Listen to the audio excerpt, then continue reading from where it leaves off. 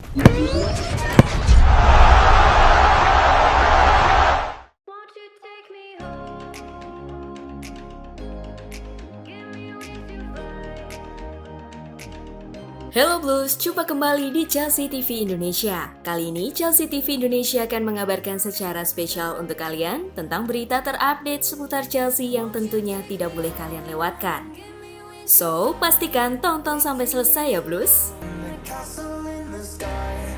We can run away and leave this world behind. Please just take me home to a castle in the sky. Mason Mount makin nyaman berpartner dengan Declan Rice. Seperti yang sudah diketahui banyak orang, Rice merupakan kawan dekat salah satu pemain Chelsea, Mason Mount. Dalam laga Inggris versus Islandia Kamis 19 November, keduanya bermain bersama di lini tengah dan mencetak 1 gol. Selepas laga, Mount memberi pernyataan bahwa berpartner dengan sang sahabat di lini tengah akan mengeluarkan potensi terbaiknya. Berbicara kepada Sky Sport, Mount mengatakan bahwa dirinya bisa menyerang lebih bebas dengan kehadiran Rice yang bermain cenderung lebih bertahan, serta ia merasa lebih leluasa dalam mencetak gol maupun assist. Menurut Mount, duetnya dengan pemain West Ham itu di laga Inggris versus Islandia membuat serangan Inggris lebih mematikan. Chelsea sendiri sepertinya nyaman bermain dengan formasi 4-3-3. Dengan kehadiran Rice sepertinya akan semakin menambah kuat baru di sektor lini tengah mereka. Pemain Inggris itu bisa dipasang sebagai gelandang bertahan berdampingan dengan Mount dan Kai Havertz.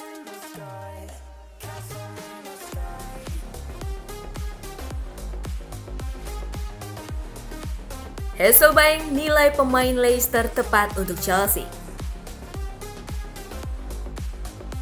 Pada bursa transfer musim panas kemarin, Chelsea menjadi salah satu tim yang paling sibuk dengan mendatangkan sejumlah pemain termasuk Thiago Silva. Pemain asal Brasil itu memang langsung memberikan dampak positif bagi The Blues. Namun, mantan penyerang Chelsea Jimmy Floyd Hasselbaink mengatakan Chelsea masih butuh bek tambahan. Thiago Silva kini telah berusia 36 tahun dan berarti Lampard tak bisa selalu mengandalkannya di setiap laga. Untuk itu, Hasselbaink menyebut bahwa Chelsea perlu mendatangkan pemain anyar lagi, terutama pemain yang berposisi sebagai bek. Menanggapi hal itu, mantan pemain The Blues itu mengatakan kepada Ledbrokes bahwa bek Leicester, Caglar Soyuncu, bisa jadi opsi yang tepat.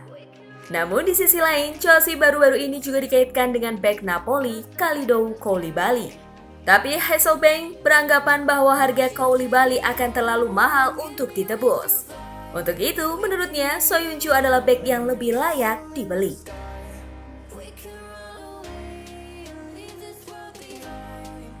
Please just take me home to a castle. Dua klub Bundesliga incar pemain muda Chelsea. Akademi Chelsea telah dikenal banyak orang sebagai salah satu akademi pencetak bakat-bakat berkualitas dalam dunia sepak bola. Dalam beberapa tahun terakhir, banyak pemain-pemain muda The Blues yang baru menunjukkan sinarnya. Salah satunya adalah bintang berusia 15 tahun, Emran Soglo. Soglo merupakan pemain kelahiran Prancis yang pindah ke Inggris pada usia 10 tahun dan telah menjadi bagian dari Akademi Chelsea selama bertahun-tahun. Ia adalah pemain dari skuad Chelsea U17 asuhan asli Hull. Dengan bakat yang dia miliki, Chelsea telah punya rencana untuk memberinya kontrak jangka panjang dalam waktu dekat.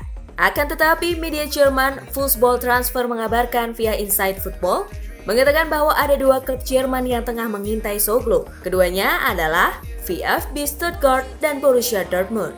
Namun di sisi lain, kedua klub asal Jerman itu berpeluang mendapat servis Soglo dengan kemampuan mereka menarik minat bakat-bakat muda di dunia sepak bola.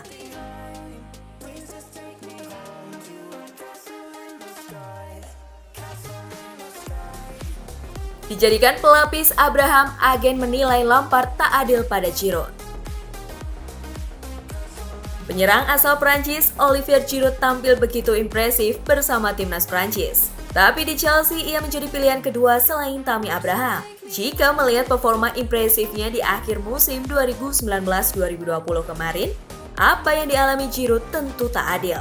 Itulah yang diyakini sang agen Michael Manuelo. Dalam sebuah kesempatan, Manuelo mengatakan kepada Foot Mercato bahwa ia tak melihat adanya perubahan kualitas permainan Giroud selama memperkuat Prancis.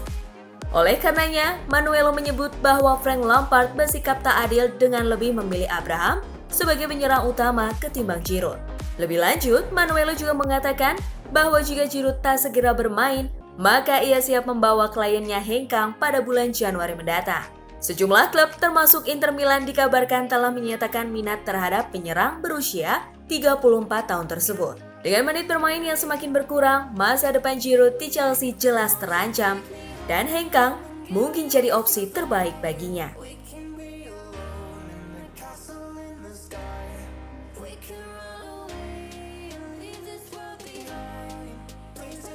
Frank Lampard tak takut dipecat Chelsea meskipun berstatus legenda. Setelah berkarir sebagai pemain, Frank Lampard kembali ke Chelsea pada tahun 2019 untuk menjabat sebagai pelatih. Menjadi pelatih klub besar seperti The Blues tentu membuat Super Frankie memikul tanggung jawab besar. Ancaman pemecatan menantinya jika ia tampil buruk, tapi ia mengaku tak takut atas ancaman pemecatan tersebut. Dalam podcast BBC Sport bertajuk No Passion, No Point, Lampard menyatakan tak takut dipecat oleh Chelsea, tapi ia akan merasa kecewa jika hal itu benar-benar terjadi. Jika dipecat Chelsea, Lampard akan sangat menyesal akan segala kesalahan yang telah diperbuatnya. Namun, untuk saat ini ia hanya ingin fokus menatap pertandingan selanjutnya. Pada kesempatan yang sama, Lampard juga mengakui bahwa statusnya sebagai legenda Chelsea telah mempermudah langkahnya menjadi pelatih klub asal London tersebut.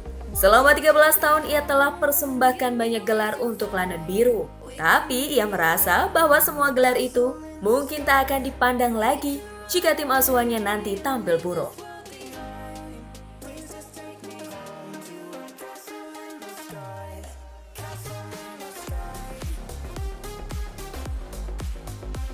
Frank Lampard siap ubah metode latihan demi cegah demensia.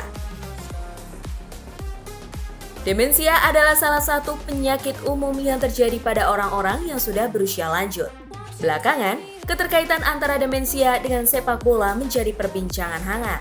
Beberapa legenda sepak bola seperti Sir Bobby Charlton dan Nobby Stiles bahkan diketahui menderita penyakit ini. Dilansir dari laman Goal, menurut penelitian seorang pesepak bola berpotensi mengalami demensia di usia lanjut akibat terlalu sering menyundul bola. Menanggapi hal ini, beberapa pihak ikut berkomentar. Salah satunya adalah pelatih Chelsea, Frank Lampard, yang disebut siap mengganti sistem pelatihan pemain muda di klub demi menghindari resiko penyakit tersebut. Juru taktik The Blues pun menuturkan bahwa para pelatih perlu memberitahu para pemain muda agar tak menyundul bola jika tak terlalu memerlukannya. Pada 2019 lalu, Football Association atau FA melakukan penelitian terkait penyakit demensia. Mereka menyebut bahwa mantan pesepak bola punya peluang meninggal akibat demensia 3 kali lebih besar dibanding non-pemain.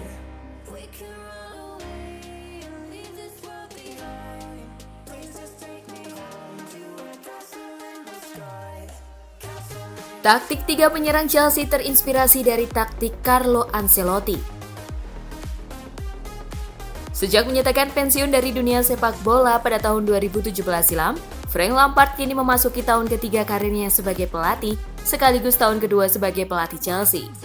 Selama 2 musim, Lampard mengutak-atik segala formasi hingga sekarang ia telah menemukan formasi yang tepat, yakni 4-3-3.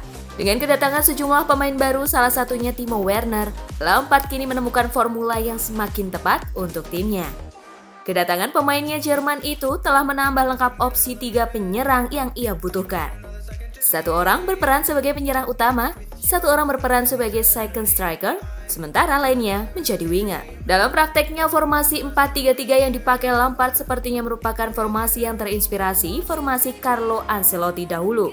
Pelatih asal Italia itu diketahui memang gemar memainkan skema tersebut. Ia biasa menggunakan taktik dengan 2 winger dan 1 striker, ataupun 2 striker dengan seorang second striker. Namun di sisi lain, para pelatih modern lebih sering menggunakan metode 3-2-5 atau 2-3-5 dalam hal membangun serangan. Biasanya, skema 3 penyerang akan efektif jika ada bek sayap yang berani menekan ke depan.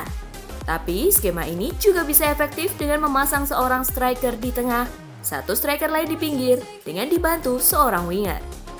Taktik 3 penyerang dengan 1 striker tengah, 1 striker di pinggir, dan seorang winger inilah yang coba diterapkan Chelsea lewat trio Werner, Ziyech, dan Abraham. Werner yang berada di pinggir akan lebih leluasa bergerak karena Abraham akan coba mengalihkan perhatian bek lawan. Sedangkan Ziyech dapat dengan mudah mengalirkan bola ke mereka. Trio Werner, Ziyech, dan Abraham ini terlihat seperti trio Anelka, Drogba, dan Deco karena pada dasarnya taktik yang diterapkan adalah taktik yang sama. Kini, dengan para pemain yang ada dalam skuad Chelsea, juru taktik berusia 42 tahun tersebut sudah mendapat apa yang ia inginkan. Sebagai contoh, Christian Pulisic dapat bergantian dengan Timo Werner untuk mengisi pos sebagai second striker. Werner sendiri masih bisa bergantian dengan Abraham ataupun Olivier Giroud sebagai penyerang tengah. Sementara Hakim Ziyech bisa bergantian dengan Kai Havertz untuk berperan sebagai seorang winger. Dahulu, dengan taktik yang diusung The Blues terlihat begitu subur dengan menjadi tim Premier League pertama yang mencetak lebih dari 100 gol. Dengan taktik yang sama, Chelsea asuhan Lampard dipastikan bisa membongkar segala macam taktik pertahanan lawan. Oleh karenanya itu, Lampard dan para pendukung tentu berharap agar Chelsea bisa seproduktif pada era Ancelotti dulu. Won't you take me